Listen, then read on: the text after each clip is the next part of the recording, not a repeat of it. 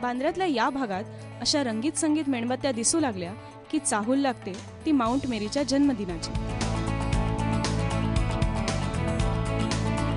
300 वर्ष झाली या चर्चला, पण 1901 पासून सुरू झालेला हा फेस्टिवल अगदी पहिल्या दिवसासारखाच गजबजतो. 8 सप्टेंबरला मेरी मदरचा वाढदिवस असतो आणि तिथून पुढच्या रविवारपासून पुढचे 8 दिवस हा कार्यक्रम चालू असतो.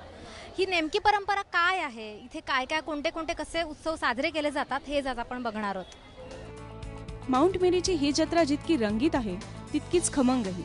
गाठी आहे ना, हे जास्त इकडे घेतात आणि आपले सोन हलवा हे इकडे जास्त बांद्र्यामध्ये जास्त विकतं आणि काले चणे विकतात ना, हे याची खपत जास्त आहे. मेणबत्त्या हे सर्व जास्त विकतात. एकदा ही रौनक डोळ्याखालून घातली की प्रत्येकाची पावलं माउंट मेरीकडे वळतात. कितीही गर्दी असो, प्रत्येकाला इथे नतमस्तक व्हायचं असतं, मग तो कोणत्याही धर्माचा असो. कुटुंबाच्या आधी मित्र परिवाराबरोबर आम्ही यायचो, नंतर मग लग्न झाल्यानंतर कुटुंबाबरोबर यायला लागलो.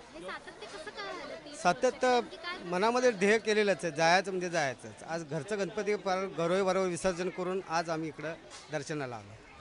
आता पुढचे 8 दिवस बांद्र्यातील ही रौनक कायम असणार आहे.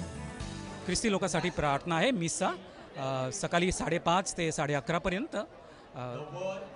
इंग्लिशमध्ये आहे, पण प्रत्येक दिवशीसुद्धा वेगवेगळ्या भाषेत सुद्धा आहे.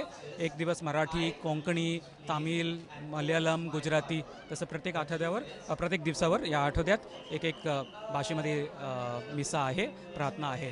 चर्चच्या समोरच माउंट मेरीचं स्मृतिस्थान आहे, तिथेही भाविकांची रीघ असते.